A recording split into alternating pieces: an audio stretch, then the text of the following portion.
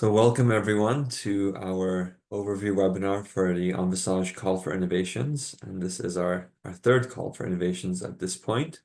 My name is Michael Krastowski, and I am AgeWell's Business Development and Partnerships Lead. I'm also the AgeWell Lead for Envisage, and I work with our different partners and stakeholders, engaging them in our program. So the purpose of this webinar is really to provide you with more insight into the call and to direct you to kind of how you would frame your intent to submit, provide you with useful resources and links, and also to set you up for the process itself and how to get more information also outside of this webinar. If you do have questions, we would ask that you use the Q&A feature in Zoom to enter them, and we'll look to answer those questions at the end of the presentation. And of course, you can also reach out to us with more questions afterwards as well. Okay, so let's get started with the presentation. So just to start, Envisage is supported through the federal government of Canada under the Stream 5 of the Strategic Innovation Fund, or SIF Stream 5. And I will mention for those in Quebec, we also have support from the ministry in Quebec as well. The initiative itself for Envisage, it's a pan-Canadian program, and we're really looking to catalyze and support innovations developed by Canadian companies and to allow them to have an impact in real-world settings. So Envisage is all about improving life for older adults through these technologies that great Canadian companies have developed, but also through partners who are willing to adopt them and help them scale and to validate and evaluate them. This is a joint program between MedTech Plus and AgeWell. So we're proud to be working together to help support these projects and companies in Canada's age tech ecosystem. For the call itself, our objectives are really to, like I said, get more of these technologies and innovative solutions into living environments and care settings that are serving older adults or caregivers. And so oftentimes technologies will be supporting older adults directly, but they can also support those providing them with care, including the organizations and the operations of those organizations. And as I said, we do want to make sure that we're setting up Canadian companies to grow and scale. So a lot of the program and the projects are set up in that way to help build the credibility for the companies and to provide them with adopters, but also those who will then support their growth beyond the project itself. The priority themes are based on 8 challenge areas that have been identified and validated by AgeWell in the past. You can see them all here. It's really solutions that benefit anywhere, anything from autonomy and independence, cognitive health and dementia, healthy lifestyles and wellness, staying connected, supportive homes and communities, healthcare and health service delivery, mobility and transportation, and then financial wellness and employment. So all of these, we've done a lot of engagement with stakeholders, and we narrowed all of the main needs down to these priority areas. In many cases, your solutions or your needs may overlap with a number of these, and that's okay. We want to see where you're helping us create impact amidst these priority themes that we've identified. So to start, who can apply for our projects? So we'll go through what the process entails and the different stages, but when it comes to the first submission or application stage, which is a letter of intent, the letter of intent itself is submitted by a Canadian SME or small and medium enterprise and the Community Lab, which is an adoption partner. And these community labs can be, anyone supporting older adults and caregivers. It can be home care, long-term care, senior living, community-based organizations, and others. And of course, we look at them as organizations that are open to innovation and technology in this space. For the Canadian companies themselves, we're looking to bring a technology that's at TRL 7 through 9, and we'll speak more about that. And when we talk about that technology readiness level, we mean with respect to this ecosystem, so aging and caregiving itself. There are some exceptions to that for earlier TRL that I will get into as well. So with Envisage, we're all about creating collaborative projects. These projects in the main stream that the letter of intent is meant for and that the call is largely centered around will bring together the innovative company, a community lab or adoption implementation site, and an Envisage beachhead. And the beachhead is really the evaluator. They will help to evaluate the project and some of the mutually agreed upon key performance indicators that you would cover later on in a full proposal should you reach that stage. So those are the three what we call ultimate recipients that form the majority of projects. However, there's also Envisage has innovation hubs that can participate in those main projects, supporting things such as developing the key insights relevant for the ecosystem and supporting some of the R&D that goes on. You can learn more about beachheads and innovation hubs on our website. In addition to that, and we'll mention this a couple of times, innovation hubs can initiate their own stream of projects with the companies themselves. It's a little bit different, and this can include TRLs from 4 through to 9. So for some companies that are maybe not working with community labs, they may have opportunities with or without community labs to also work with innovation hubs, and we're happy to answer questions on those here or later on. Finally, it's important to note that this program itself is a reimbursement program. So we reimburse a portion of the expenses that are incurred in the project by any of these ultimate recipients or participants in the project itself. So going back to the technology readiness level, for the call for innovations and for our mainstream of projects, we're looking at those at or above technology readiness level 7. So you've already done validation in a relevant site, maybe done a pilot, and you're now looking to deploy a technology in a real world setting. Like I mentioned, long-term care, home care, senior living community, but anywhere that's serving older adults. So you've done that early stage work and you're ready to now deploy that. Perhaps you've already commercialized your technology and now you're looking to validate some new features or the overall age tech business model. Those are the kinds of projects that form the bulk of what we support and that you would be submitting for if you're going through the call and submitting an LOI. So we certainly want to make sure that you are at least TRL 7 and we would ask you questions within the application, but also in some due diligence to ensure that you are at that stage. And as I mentioned, if you are earlier at this continuum, as long as you're at TRL 4 or above, you may have the opportunity to work with one of the innovation hubs. So certainly when you're completing a letter of intent, but also when you reach out to us otherwise, do let us know if you're looking for that connection, and we will help facilitate that and help you move along the continuum if you are earlier on, or even just to build projects that involve innovation hubs themselves. So this is the overview of the application process. So there's two ways you might be entering the process itself that I'll go over, but first we'll start at the beginning. You might be new to Envisage or new to the ecosystem. In that case, we would ask you to submit an EOI or expression of interest as an SME or a community lab. So you may be coming with an innovation.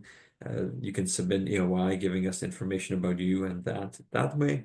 Or you may have a need identified as a potential community lab or adoption partner. So we'd like to hear about that as well. When we have that information throughout the year, we try to see if we can do any matchmaking and bring company together with community lab. For community labs themselves, you may have a need. You may want us to share information on potential companies that can match that need. We'll share that with you first. We'll help you understand a little bit more, and then we can facilitate meetings with you and help you kind of navigate the process of determining if that company is a good match for you and a potential project. Once you do have that match, and you may already have come to the table with it, you would then be able to complete the letter of intent. So the letter of intent, and I will share a link to that later, it may also be in the chat already. You can find that through us, but also through the EOI process. If you submit an expression of interest and have a partner, you'll be able to download a letter of intent itself. That is what the SME and Community Lab complete together. We're looking for those to be submitted by December 2nd. If you don't make that deadline, we would still ask you to submit it because we do, in many cases, build projects throughout the year. And so even if you don't meet that deadline, we still look for ways to support you. So please don't feel that you don't have that opportunity to work with us if you don't make it to December 2nd. Once you do submit the LOI as a company and the community lab, we would then look to do some more matchmaking for you. In some cases, you may already know one of our Envisage beachheads or innovation hubs. You may have worked with them on the LOI, and we ask that you indicate that in the letter of intent. But in other cases, we will share your letter of intent with our beachhead network, and in some cases, our innovation hubs, especially if you've indicated that interest. And we will create a match then to form the 3 necessary partners for a full proposal submission. Now, to get to that full proposal submission, you'll need a few things. One, that match to a beachhead or innovation hub, but also for the company, if you're new to Envisage, we haven't worked with you, there's some due diligence that we do to make sure that you're able to participate in the program, you're at the right TRL, and that financially you can work within a reimbursement program itself. Assuming all of that goes well and you have the match, you'll be working on a full proposal and budget submission proposal as well for March 11th. And I should mention that as soon as you submit the letter of intent, there will be an Envisage account manager that's attached to your dyad, as we call it, so your SME, the company, and the community lab that's there to support you throughout the process, answer any questions, provide you with additional information, and also kind of help you navigate any due diligence as a company and to as well to kind of keep making sure that your needs are being addressed both as a community lab and company and eventually as a beachhead or innovation hub. So that account manager will be there throughout the process and especially as you develop your full proposal, giving you insights and support there. So certainly for Envisage, we're really there to be a supportive partner throughout the projects and in the ecosystem. So as I mentioned, just as a reminder again, you may already have a partner as a community lab or SME. You can go straight to the letter of intent. So you can find that by reaching out to us, or if you have submitted an expression of interest, you'll find it there as well. So either way, you know that. But if you don't have a partner, please submit an expression of interest and we will help you there.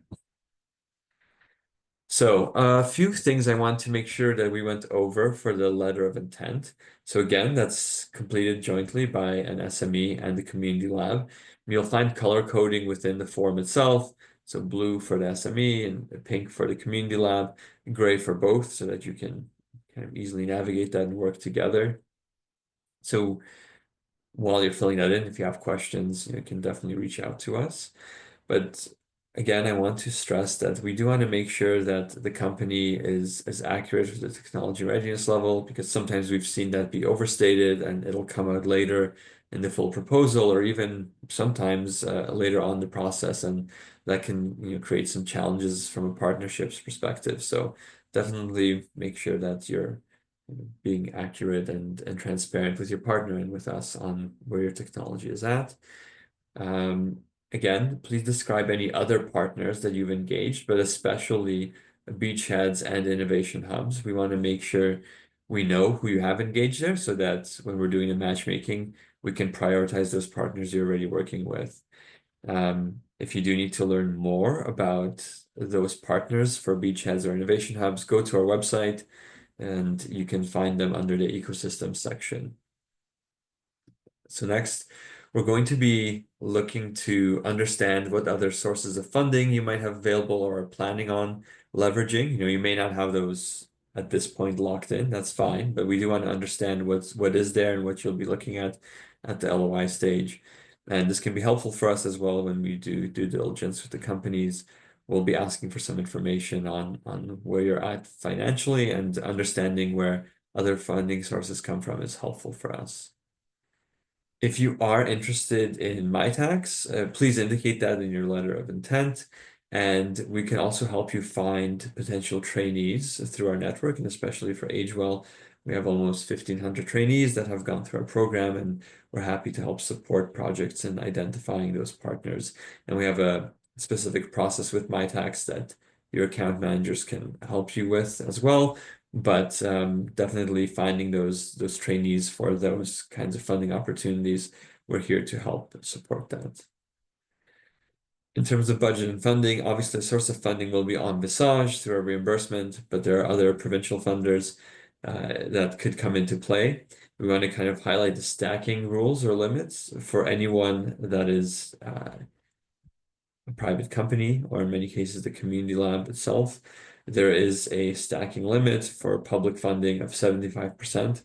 So if you do have other sources of funding, you just need to make sure you don't exceed that limit. The exception is if it's an academic-based institution. If you're an Innovation Hub or Beachhead, that is one of these academic institutions, then the stacking limit is different for you. So you are able to use public funding fully for your expenses. So in the LOI, we'll ask for some information on your potential rough budget. Again, this is kind of an estimate that you provide for us, so we get a sense of what it is.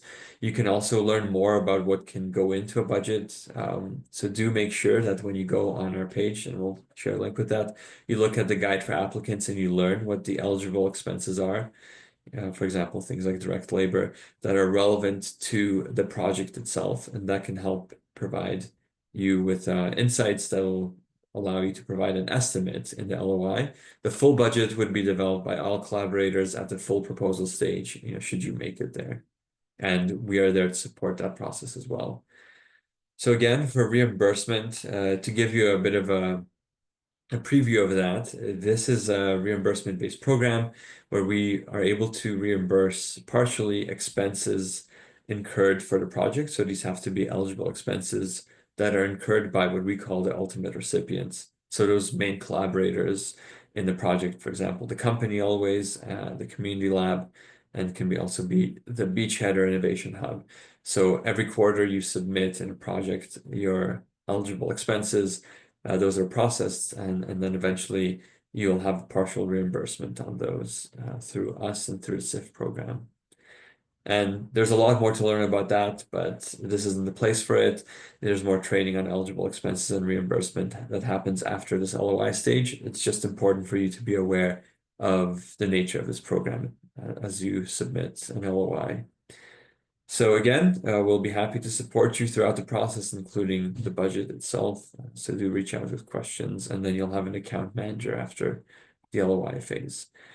So an overview for the reimbursement that we provide on aggregate, the SIF Stream 5 program allows us to provide 25% reimbursement on the expenses of a project. So again, this is why in some cases provincial funding is also helpful, but for us, this is what we are able to do. And usually the project collaborators will work together to determine how each is being reimbursed, but the ranges here on screen are the typical ones. So the Beachheads and Innovation Hubs are usually reimbursed. They typically have a smaller piece of the budget, and I'll have an example, but they're usually reimbursed at 50%. And then the community lab and SME are anywhere from 15 to 30%, depending on what they've worked out. So this is just a sample budget. And again, we're able to share this with you. You wouldn't need this at the LOI stage, but it just gives you a sense where funding comes from. So again, partially from Visage, sometimes from other public or private sources, and then also internally from kind of internal budgets for the organizations. And this budget is an example, but typically we found that the companies will have the biggest portion of the budget, the community lab next, and then typically the evaluator will have the smaller budget. And usually the same applies if an innovation hub is involved instead of a beachhead.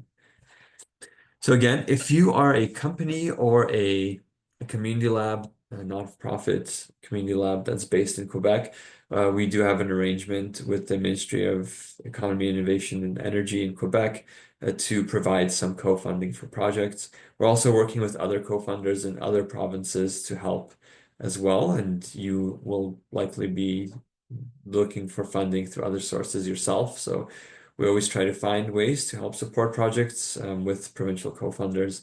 But if you are in Quebec, you can reach out once you do have an account manager assigned to understand how that will work. Same with MyTax as well as a source of funding. So now, where to go to apply. You'd go to our website, and especially there's a call for innovations link there. Otherwise, you would click on program and you would find it there. And if you go through that page, you will see that there's the guide for applicants, which will be a key resource for you. There will also be, if you scroll down, a place to submit an EOI. And also within that EOI, if you do have a partner already and you indicate that, it should show up a link for the letter of intent, or you can reach out to us for that as well. And you can see where to submit it there. But again, the key information is on that page if you go there.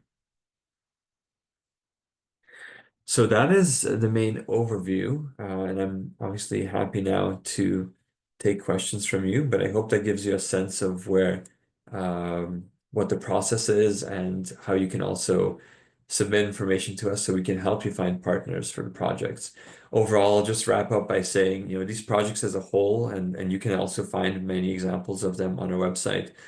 They're here to help companies get that partnership with real world adoption sites, to get a third-party evaluation that gives you that credibility. That credibility is important for the company, but even for the community lab to see that it's been evaluated by this expert third party.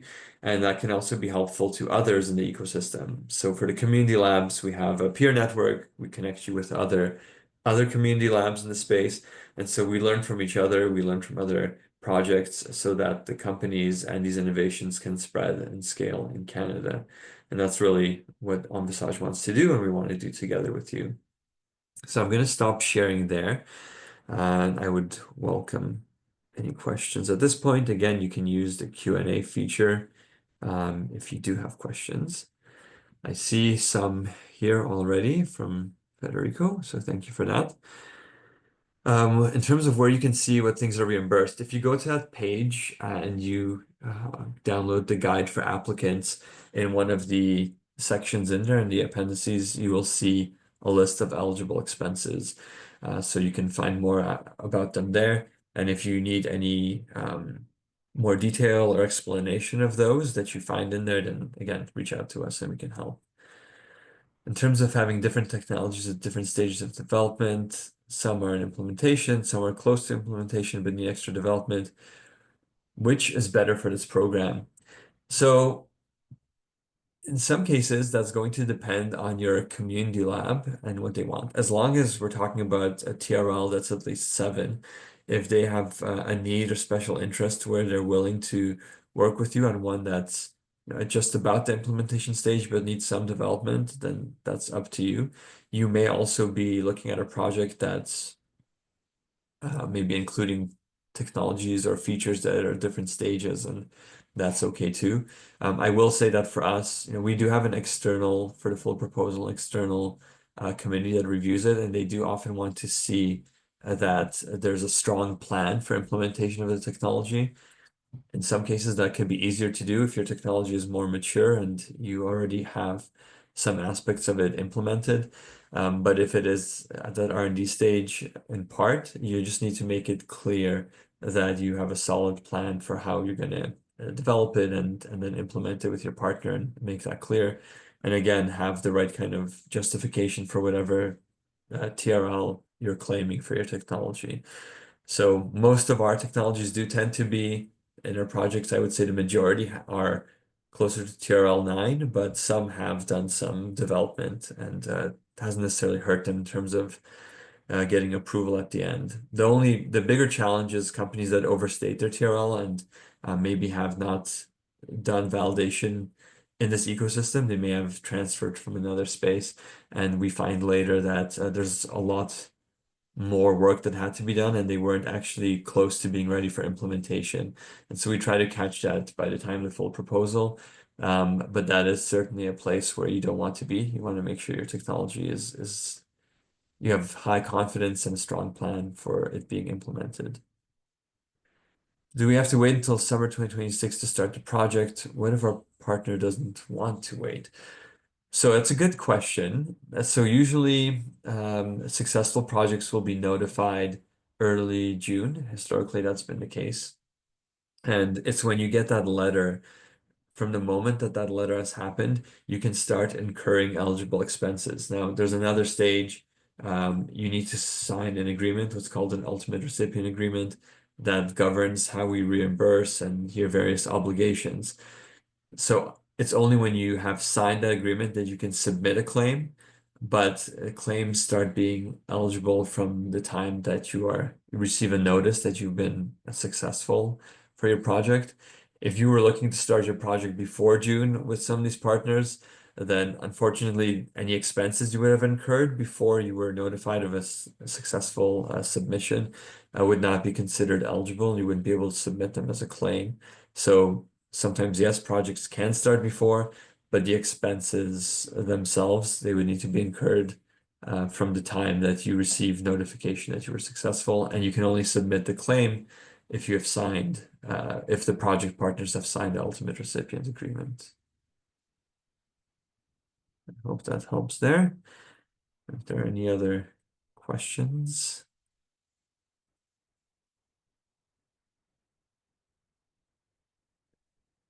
Again, I'll just note that, yeah, please do feel free to reach out to us at info at email or otherwise to send any other questions that you may have, because we do want to set you up for success with your submissions too. So don't feel that you need to wait or just submit something when you're unsure. You can, reach out to us and we'll see if we can provide you with information to guide you even when you are putting together the letter of intent. All right, so I know as we've gone through everything, I'm happy to stick around a bit if people do come up with questions, but for anyone else, we obviously wish you luck, and if you are looking for a partner, do reach out and we'll do our best to help you find one for this first stage.